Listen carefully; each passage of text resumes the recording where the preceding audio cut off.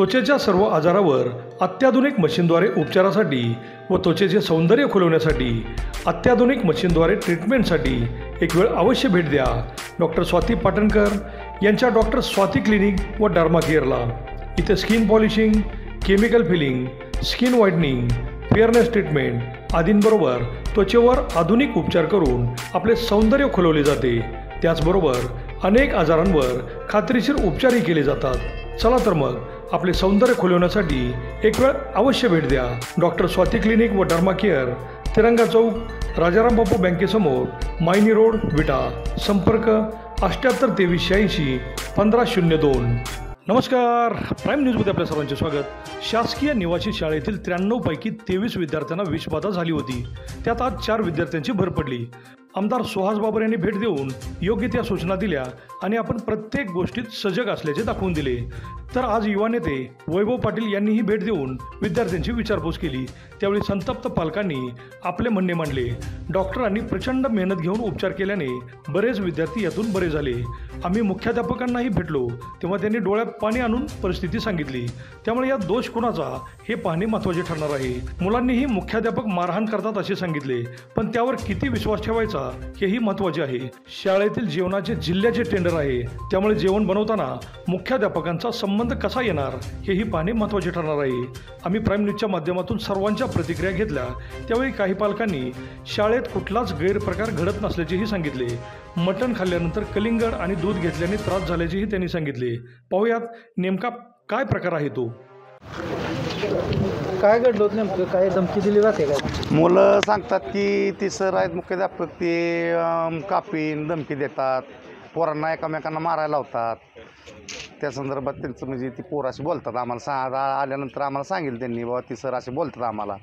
बाकी स्टॉप आहे चांगला आहे, पण ही ते मुख्याध्यापक आहेत ते त्रास देतात। याच्या अगोदर काय मुलांनी तुम्हाला सांगितलं होतं का? नाही, आत्ताच म्हणजे 4 दिवसातच धमकी दिली? 4 दिवसात नाही, याच्या अगोदर पण मुलं सांगतात ना आमची, पण त्रास देतात कुठं काय असं। त्यामुळे तुम्ही तक्रार काय केली नाही? नाही, आता आम्ही आपलं हाय चाललंय चालू द्या म्हणून आम्ही पण ना पोरं सांगतात। पोरांना विचारा तुम्ही, पोरं पण सांगतात। काय आम्ही आमच्या तोंडानं बोलतोय असा काय विषय नाही आमच्या। आता आम्ही सगळी पालक समोर आम्हाला बोलली म्हणून आम्ही तुमच्यापर्यंत आलो। सर, आमच्या पोरांना म्हणते की ते धमक्या देते, ते काय काय जे काय हाफ मर्डर करेन काय असं काय काय काय काय बोलते। ते कोण बोलतंय? ते मुख्याध्यापक सर दोषे सर। कधीपासून बोलतोय? ते आज आल्यापासून चालू झालं त्यांचं म्हण। ते जसं इथं कामावर आले तर तसं चालू झालं त्यांचं। ते तर कळकळींची विनंती आहे की ते आम्हाला नको आहेत सर। आणि जर राहिलं तर इथनं दवाखान्यात नेलं तर आमच्या लेकराला टॉर्चर करता नाही आलं पाहिजे।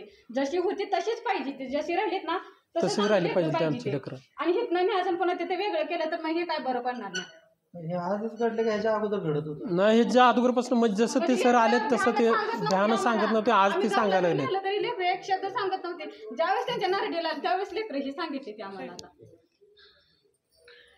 काल माझ्या पोरांना मारले म्हणून 4 पोरांना मारायला लावले आणि कॅमेऱ्यापासून बाजूला नेऊन मारले। मारून ठेवायचंय का? कोणी मारलं? त्या जोशी सर ना ते काय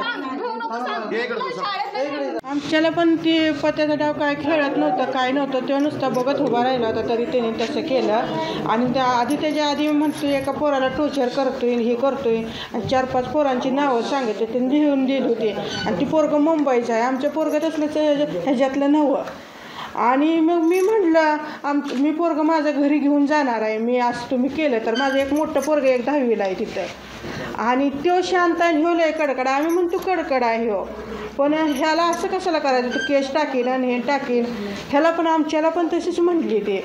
मग आम्ही दोघं पण गेलो ना, आम्ही बोललो आम्ही तिथं 1 दिवसाआड जातो या, आमचं जवळ गाव असल्यामुळं आळतं गाव आहे आमचं।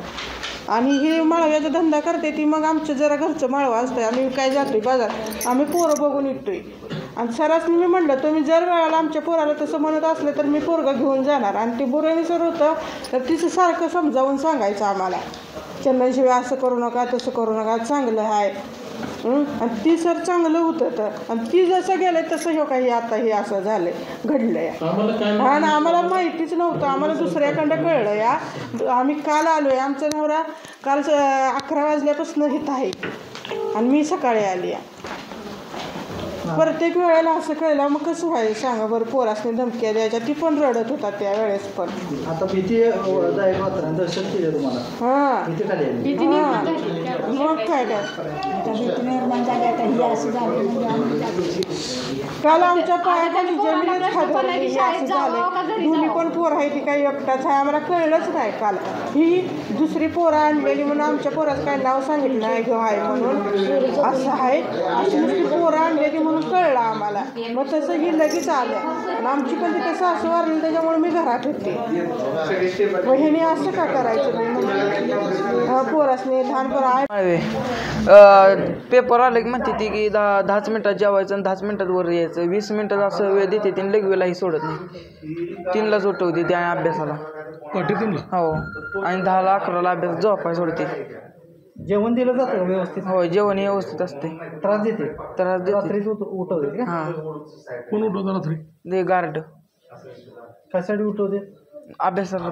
त्या गार्ड बी काय बोलू शकत नाही ते. त्यासनी बी दवसर काय बोलते ती. काय बोलते? काय बोलते त्यासनी की असं असं उठवायचं. मग तिने बी ती सांगतील तसंच करावं लागतं त्यासनी. मला पाणी प्यायला कुठलं दिलं जातं? बोरचं परच्याला कधी नसलं तर मग ह्याचं देते टाकीचं. जार आणले जातात का शाळेत? नाही नाही ना. तक्रार केलेली का मग तुम्ही कोणाकडे? नाही तक्रार करावं तर या पोरांना परत घेऊन पहिले सर मुख्याध्यापक होते ना, ते आम्हाला नाव सांगायचं बोला. काय झालं? नाव सांग बोल. मी प्रज्वल शशिकांत शिंदे. मला काल मारले कोणी मारलं तुला? दौसरांनी. हां दौसरांनी. कोण दोघं? सर सरांनी मारलंय? कशासाठी? मग त्या दिवशी खेळायला सोडलेला ना, मग आत घेतो ना, मग सरांनी विचारलेलं कोण कोण अभ्यासाला बसणार. मग मी असं कोणीच हात केला नाही म्हणून मी असं केला ना खाली. अभ्यासाला बसवणार आहे म्हणल्यानंतर हात वर केला आणि लगेच खाली घेतला. कोण केलं नाही म्हणून मग खेळ केला आणि मग मला उठवलं आणि कॅमेऱ्याच्या बाजूला घेतलं आणि मला मारलं. एका पोरांना हाणायला सांगितलं. पोराला मारायला सांगितलं सरांनी? मग असं का करायला? झाल्यानंतर तुला मारले? त्याच्या आधी बरं. तुला त्रास दिला जातो तिथं? मुख्याध्यापक त्रास देते? आणि ह्या मुलांना म्हणते ती की हाफ मर्डर करेन म्हणते. तुला काय झालंय? तुला काय म्हणले? मोठ्यान बोलून करू नको. मोठ्यान बोल घेऊ नको तू. मुख्याध्यापक कशासाठी? आम्ही चित्र काढलं ना त्या ह्याच्यावर आणि आमच्यावर ताव काढायला लागले त्यांनी. म्हणजे काढणार दुसरं आणि नाव घेणार येईन दुसऱ्यांवर. तू पण सांगतो त्रास दिला जातो तुम्हाला ते शाळेत? सांग की तुला काय तुम्ही म्हणलं? घरात सांगितलं नव्हतं का? नव्हतं सांगितलं. काय सांगत भिवून सांगतच नाही ते ना. आता सांगावं तर आता परत काय त्यांनी एवढं झालं तर आम्हाला एक फोन देखील लावला आणि मग ह्याच्यावर विचार करा ना तुम्ही. तुला काय झालं होतं? मला म्हणली दौसर तुला कापून टाकले बिचाडावून आले. नाही लिहिलं तर कोणाच्या तुला बापाला कापून टाकेन. सांगायचं ते सांगा म्हणते ते अजून वरून. मला माझ्यावर केस बीस होत नाही. मग असं काय ती मोठं आहे तेवढं होत नाही केस त्यांच्यावर. काल ही तुम्हाला झाली विषबाधा, त्यानंतर काय बोलले का? आलते काय तर? आणि ते काय म्हणले काय? काय बोलायचं नाही वगैरे काय सांगितलं का? नाही तुम्हाला प्यायला पाणी कुठलं दिलं जातं शाळेत? बोरचं. हां म्हणजे बाहेरनं असं नगरपालिकेचं येते पाणी. हे कुठे केलं सांग की तुला जेवणाचं किती मिनिटात जेवण करायला मिनरल वॉटर बॉटल बिटल जेवण करायला सांग जेवण किती मिनिटात करायला होते ते काय नाही सांगा तुम्हाला काय त्रास तुमच्या होतो. खोडी सांगायच्या सगळं खरं सांगायचं. घरात जेवतात. शाळेत टॉर्चर करते त्याला मुख्याध्यापक आणि कामाला बी मला बाहेर नेते ते. आणि लवकरात लवकर जेवायचं म्हणते ते. असं जेवाय आज 1.5-2 तास असतो त्या 10 मिनिटात जेवायचं म्हणते ते. म्हणजे धमक्या देते ते सारखं. आणि एकदा काय झालं माहिती आहे का, मी वर्गात बसलेलो, आम्हाला ICDला बोलवलेलं आणि निघालेलो तेवढ्यात दौसराला आणि मला मारत होतं. झालं. किती दिवस झाला हा प्रकार सुरू आहे? आल्यापासून जेव्हापासून इथं बदली झालं ना तेव्हापासून झोपाय पण लवकर सोडत नाही ते. आणि जी नाश्ता आवडत नाही का नाही म्हणजे ज्याच्यावर जबरदस्ती करते ते खायचं. मला उपीट आवडत नाही तरी उपीट जबरदस्ती करतेच खायला. बाहेर काय मला कुठं नाही ते बागत शाळेच्याच बागेत का? शाळेच्याच. म्हणजे गेटच्या खाली आपण बघतोय या निवासी शाळेमध्ये काही पालकवर्गीय आता नुकतेच इथं आलेले आहेत. त्यांची चर्चा करून घेऊयात. काय वाटतं इथं कशी सुविधा आहे? सुविधा एक नंबर आहे, काहीच प्रॉब्लेम नाही. आमची मुलं पण शिकतात चांगली, प्रगती पण झाल्या. घरात जेवढा ऐकत नव्हता तिथं इथला स्टाफ इथले गार्ड मॅडम सर वगैरे सगळे आम्हाला अगदी म्हणजे 5-5 मिनिटाला जर आम्ही कॉल केला तर रिसिव्ह करतात. आम्हाला सगळं मुलाविषयी काय असेल ते सांगतात. जेवणाविषयी काय सांगा? जेवण एक नंबर आहे, कारण हा माझा भाचा ह्या वर्षी घातलाय. 2016ची जी 10वीची पहिली बॅच होती तिथं माझा भाऊ शिकलाय आणि असा भाऊ शिकलाय की ह्या शाळेने त्याला एक नंबर केलाय. प्रत्येक ह्याच्यात तो एक नंबर मध्येच होऊन बाहेर पडून नंतर इथं मोठ्या हॉस्टेलमध्ये जाऊन बळवंत कॉलेजला ऍडमिशन घेऊन इथं शिकला. BSc कंप्लीट केला. कधीही गेल्या 10 वर्षात कधीच तक्रार नाही आहे शाळेची. कालची घटना घडल्यामुळे काय वाटतंय? कालची घटना कशामुळे घडली असेल? कालच्या घटनेचा काही प्रॉब्लेम नव्हता. मुलांना कसं झालं, दुपारी मटण वगैरे खाल्ल्यामुळं मटणावर दूध कधीच पचत नाही आणि मुलांनी दूध आणि कलिंगड हे फळ असं आहे की ते मटणावर कधीच खायचं नाही. मी माझ्या मुलालाच विचारतो काय तुला वाटतंय काय, तर तो स्वतः म्हणतो नाही काही नाही व्यवस्थित आहे सर. बघतो आपण इथं सरांची चर्चा करून आपण जात असताना नुकतेच काही पालकवर्ग इथं आलेले आहेत. त्यांच्याकडून आपण जाणून घेतलं कुठल्याही पद्धतीचं इथं गैरवर्तन दिसत नाही आहे. आता स्वतः पालकच सांगतायत आणि सगळं काही या शाळेमध्ये व्यवस्थित आहे. परंतु कालची जी घटना घडली ती अतिशय दुर्दैवी अशी घटना होती. परंतु सरांच्या वतीनं आणि पालकांच्या वतीनं म्हणजे यांच्या बोलण्यावरून असं लक्षात येतं की इथं कुठल्याही पद्धतीची गडबड दिसत नाहीये. विटा येथे काल झालेल्या शासकीय आश्रमशाळेतील मुलांना जे विषबाधेचा प्रकार घडला त्या विषबाधेच्या प्रकाराच्या वरती या विद्यार्थ्यांना भेटावं, त्यांची विचारपूस करावी आणि ह्या प्रकरणाची सखोल चौकशी व्हावी ह्या मागणीसाठी आज आम्ही इथं उपस्थित होतो. काल माझ्या वैयक्तिक कामानिमित्त मी बाहेर असल्यामुळे काल मला इथं येता आलं नाही, पण माझ्याबरोबर काम करणारे अनेक पदाधिकारी काल इथं आले होते. सर्वांनी येऊन विद्यार्थ्यांची विचारपूस केली. सर्व डॉक्टरांना जेवढं होईल तेवढं सहकार्य करायचा प्रयत्न सगळ्यांनीच केला. त्याबद्दल मी प्रशासनाचं पण धन्यवाद व्यक्त करतो की प्रशासनाचं पण फार चांगली त्यातल्या तर वैद्यकीय प्रशासनाच्या संदर्भात मी सांगतो की त्यांनी फार सकारात्मक भूमिका घेतली. काही शहरातील डॉक्टरांनी देखील प्रायव्हेट प्रॅक्टिस असतानासुद्धा काल इथं येऊन स्वतः ह्या विद्यार्थ्यांची विचारपूस केली आणि त्यांना लागणारं सहकार्य करायचा प्रयत्न केला. ही घटना तसं म्हटलं तर फार हृदयद्रावक आहे म्हटलं तर वावगं ठरणार नाही, कारण की लहान मुलांच्या जेवणाच्या संदर्भात इतका हलगर्जीपणा असणं हे बरोबर नाही. गेली 10-12 वर्षे हे आश्रमशाळा किंवा हे वसतिगृह तिथं चालतं. आत्तापर्यंत अत्यंत चांगल्या पद्धतीचं मॅनेजमेंट तिथं होती, परंतु मधल्या काही काळामध्ये त्याच्यावरती काय कुणाचं कंट्रोल आहे की नाही किंवा कोण तिथं लक्ष देतं आहे की नाही, किंबहुना प्रशासनानं देखील त्याच्यामध्ये आधीमधून जाऊन तिथं चेक करणं, जेवणाची क्वालिटी, तिथलं राहणीमान, तिथं विद्यार्थ्यांना मिळणाऱ्या सर्व साधी सामुग्री मिळतात का नाही ह्याच्यावरती थोडं वचप आणि ह्याच्यावरती थोडं लक्ष असणं गरजेचं आहे. परंतु आता विद्यार्थी आणि त्यांच्या पालकांशी बोलल्यानंतर लक्षात येते की तिथं बऱ्यापैकी हलगर्जीपणा होतो आहे. कालसुद्धा हा प्रसंग घडल्यानंतर पालकांना कळवण्याची जबाबदारी तिथल्या प्रशासनाची असतानासुद्धा पालकांना वेळेत कळवलं नाही. इथल्या डॉक्टर मित्रांनी आणि त्यांच्या सहकार्याने त्यांना निरोप दिला. इतका हलगर्जीपणासुद्धा योग्य नाही. तर त्या संदर्भात मी आता जिल्हा समाज कल्याण अधिकाऱ्यांशी बोललो आहे. त्यांना ह्या सगळ्या गोष्टीचं गांभीर्य सांगण्याचा मी प्रयत्न केला आहे. ते काल आले होते, त्यांनी सांगितले की योग्य आणि चांगल्या प्रकारे त्याची तपास आम्ही करू. परंतु मी माझ्या सर्व सहकारी आणि सर्व नागरिकांच्या वतीनं पुन्हा एकदा त्या प्रशासनाला सांगतो की असा जर हलगर्जीपणा तुमच्याकडून होणार असेल तर ही जनता तुम्हाला जाब विचारल्याशिवाय राहणार नाही. शेवटी लोकप्रतिनिधी असतील किंवा आमच्यासारखे कार्यकर्ते असतील, हे समाजाचे घटक आहेत की अशा सर्व गोष्टीवरती त्यांचं लक्ष असणं गरजेचं आहे. असा जर प्रसंग पुन्हा भविष्यात घडूच नये ह्यासाठी लागणारी सर्व उपाययोजना कराव्यात आणि त्याच्यावरती इथून पुढच्या काळात आम्हीसुद्धा थर्ड पार्टी म्हणून लक्ष ठेवू असं या निमित्ताने मी नमूद करतो. विद्यार्थ्यांची आता तब्येत बरी आहे तरी परंतु आजसुद्धा 4 विद्यार्थ्यांना जे विद्यार्थी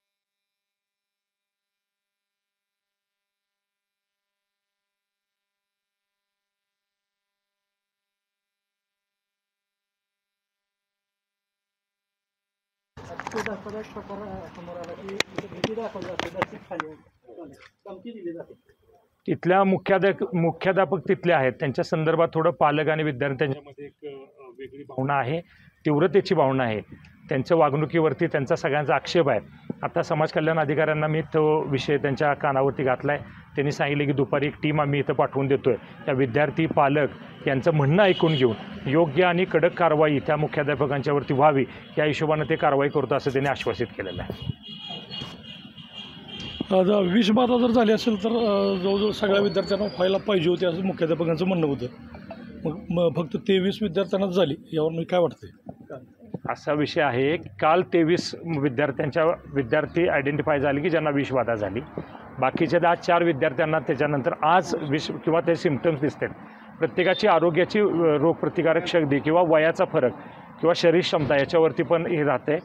मोठ्या प्रमाणात नाही, पण त्याची सुरुवात असणार आहे आणि त्यामुळे ते लागोलाग लक्षात आल्यामुळे थोडंसं हे क्युअर झालं असं मला वाटते. तरी पण आत्ता वैद्यकीय अधिकाऱ्यांशी बोलण्यात लक्षात आलं की मोठ्या प्रमाणात नाही, ज्या लगेच ते समजल्यामुळं किंवा क्विक ॲक्शन झाल्यामुळे थोडंसं हे कंट्रोलमध्ये असलं.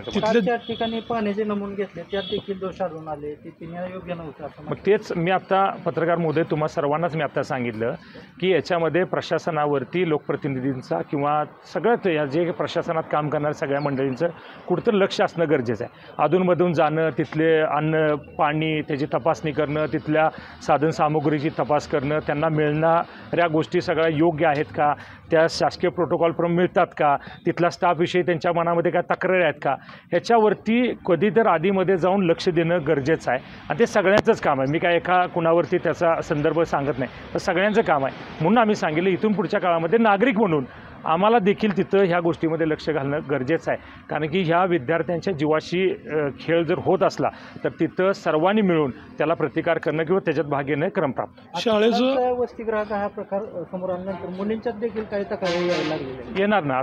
आता कसं आहे, कुठल्या तर प्रसंगामुळे वाचापुट्टी म्हणतात तो प्रकार आता हे झालेला आहे. एका दृष्टिकोनातून हे घडल्यानंतर आता प्रशासन किंवा आम्हा सर्वांनाच जाग येईल आणि आपण सुद्धा सगळ्यांनी त्याच्यामध्ये भाग घेऊन लक्ष देऊन आत्तापर्यंत होत असलेला काय गलतान कारभार असेल तर तो चव्हाट्या आणणं आपलं काम आहे. शाळेचं जेवणाचं जिल्ह्याचं जे टेंडर आहे ते एका बड्या नेत्याचं आहे आणि ते मुख्याध्यापकाचं म्हणणं आहे की टेंडरप्रमाणे जेवण येतं, टेंडरप्रमाणे सगळ्या गोष्टी पुढे घडत असतात. यामध्ये कदाचित विषवादा झाल्यास तर सगळ्या विद्यार्थ्यांना व्हायला पाहिजे होती, परंतु काही विद्यार्थ्यांनाच झाली नाही. ह्याची सखोल चौकशी केली पाहिजे ना. तेच म्हणतो ना, असं इथंच झालं आहे, बाकी ठिकाणी झालं. आता जो जिल्ह्याचं टेंडर तो जेवण बनवतात कुठे, सर्व करतात कुठे, काय वापरलं, सगळ्या जिल्ह्यात एकसारखं काय तांदूळ वापरला असेल का, की एक चिकनचं मटण वापरलं असेल का, एक ठिकाण, हे बऱ्याच अनेक गोष्टी आहेत. ते सखोल चौकशी त्याची झाली पाहिजे, तरच ते ह्या प्रकार आपल्या निदर्शन असेल. आणि ह्याच्या पाठीमागं काय षडयंत्र असेल, आता काय तक्रार आहे तिथं मुख्याध्यापकांच्या संदर्भात, त्यांच्या काय मनामध्ये आणखीन काय वेगळं आहे का, काय विद्यार्थ्यांना पर्टिक्युलर झाले म्हणजे आणि काय तेवढ्याच विद्यार्थ्यांच्या बाबतीत घडले का, असा उलटा का प्रश्न आपण त्यांना विचारू शकत नाही. असा पण प्रश्न आहे ना. सर, दिनांक 19 जानेवारी रविवारी या दिवशी विद्यार्थ्यांना शासनाच्या ज्या मेनूप्रमाणे आणि GR प्रमाणे मांसाहार दिला जातो, त्यामध्ये बोकडाचं मटण दिल्या जाते आणि विद्यार्थ्यांचे 1 वाजता मटण जेवले. जेवल्यानंतर दुसऱ्या दिवशी सकाळी जेव्हा सोमवारी 20 तारखेला परिपाठ म्हणजे 9:30च्या दरम्यान आम्ही जेव्हा विद्यार्थ्यांना परिपाठासाठी बाहेर बोलवलं त्यावेळेस काही विद्यार्थी म्हणले की आम्हाला मळमळ होत आहे, उलटी वगैरे होत आहे. मग आम्ही तात्काळ विद्यार्थ्यांना ग्रामीण रुग्णालय विटा येथे घेऊन नेमकं मटणाचं जेवण जेवल्यानंतर त्यांना उलट्या मळमळ व्हायला लागली असं तुम्ही म्हणताय, नेमकं काय काय अडचण झाली असेल, असं त्रास का झाला असेल? साहेब, एखाद्या वेळेस कदाचित मटणाच्या जे काही आहे तर ते मटणाचे जेवण हार्ड असते, त्याच्यात मसाल्याचा पदार्थ भरपूर असतात आणि विद्यार्थी लहान लहान आहे आणि मटण म्हटल्यानंतर आमच्या इकडे नॉनव्हेज खाणारे विद्यार्थी भरपूर आहे.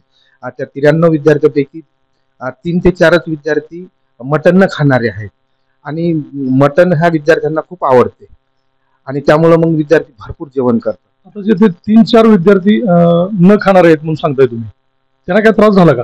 त्यांनाही त्रास नाही साहेब आणि 93 विद्यार्थ्यांपैकी हे 23 विद्यार्थी जर सोडले तर बाकीचे जे काही इतर विद्यार्थी आहेत त्यांना कोणत्याही प्रकारचा त्रास नाही.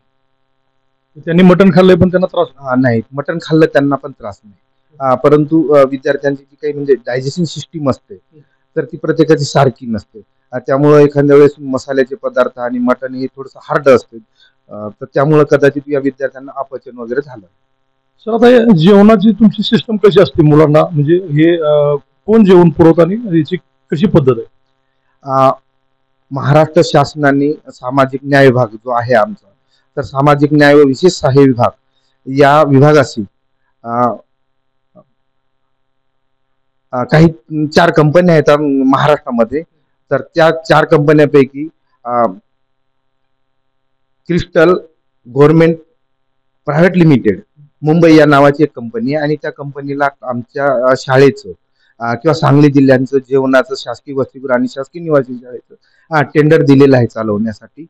त्यामध्ये ते विद्यार्थ्यांना त्यांची मेस आमच्या शाळेमध्येच असते आणि ते त्या मेसमध्ये जेवण तयार करून देतात. काय काय जेवण दिलं जातं? मुलांना सकाळी नाश्ता दिला जातो. नाश्त्यामध्ये उकडलेली 2 अंडी, 1 सफरचंद आणि 1 सिजनेबल फळ असते. त्याचबरोबर उपमा म्हणजेच उपीट, शिरा, पोहे किंवा उसळ आणि मेनू जे शासनाने दिलेले त्या पदार्थ प्रमाणे असते. 1 ग्लास दूध असते साखर टाकून. अशा पद्धतीने नाश्ता दिला जातो. दुपारी विद्यार्थ्यांना 1 वाजता जेवण दिल्या जाते. त्या जेवणामध्ये वरण किंवा आमटी, चपाती, 2 भाज्या, पापड, लोणचं, भात ह्या गोष्टी दिल्या जातात. सायंकाळी याच पद्धतीचं जेवण असते.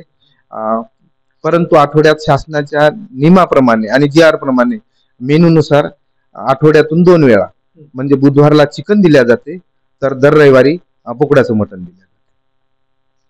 आता ही जी घटना घडली यानंतर समजा काय फूड पॉइझनिंग कशामुळे झालं किंवा काय विद्यार्थ्यांना झालं हे तुमचं म्हणणं असलं तर आता काय उपाययोजना केली शाळेत?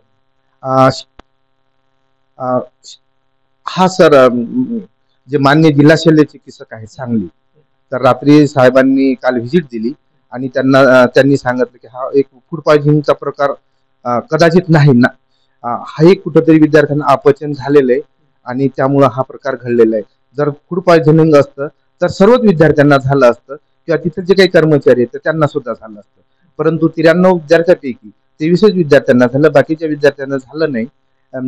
म्हणजे हा फूड पॉइझनिंगचा प्रकार नसून कुठंतरी अपचन विद्यार्थ्यांना झालेलं आहे असं माननीय जिल्हा शल्य चिकित्सक जे आहेत तर यांनी आणि त्यांच्या टीमनं आणि सांगितलेलं आहे. आता इथं पाणी पिल्यामुळे सुद्धा झाली असण्याची शक्यता अशा पण चर्चा होत आहेत.